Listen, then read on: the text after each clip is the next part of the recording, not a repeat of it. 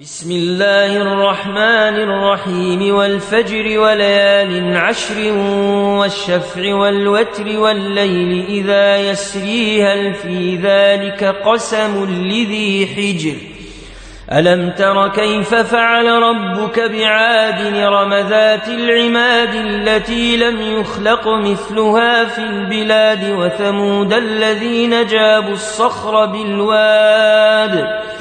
وثمود الذين جابوا الصخر بالوادي وفرعون ذي الأوتاد الذين طغوا في البلاد فأكثروا فيها الفساد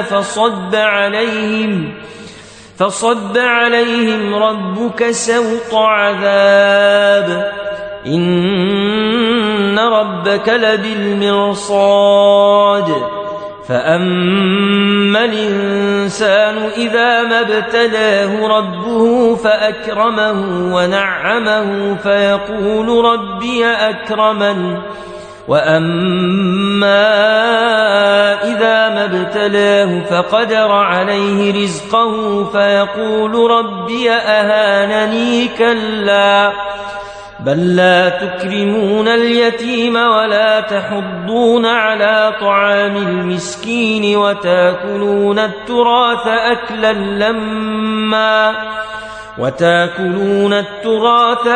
لما وتحبون المال حبا جما كلا إذا دكت الأرض دكا دكا وجاء ربك والملك صفا صفا وجيء يومئذ بجهنم يومئذ يتذكر الإنسان وأنى له الذكرى يقول يا ليتني قدمت لحياتي فيومئذ لا يعذب عذابه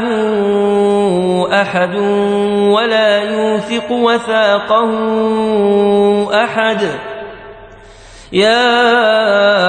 أيتها النفس المطمئنة ارجعي إلى ربك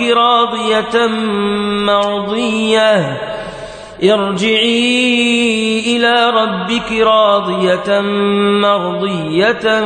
فادخلي في عبادي وادخلي جنتي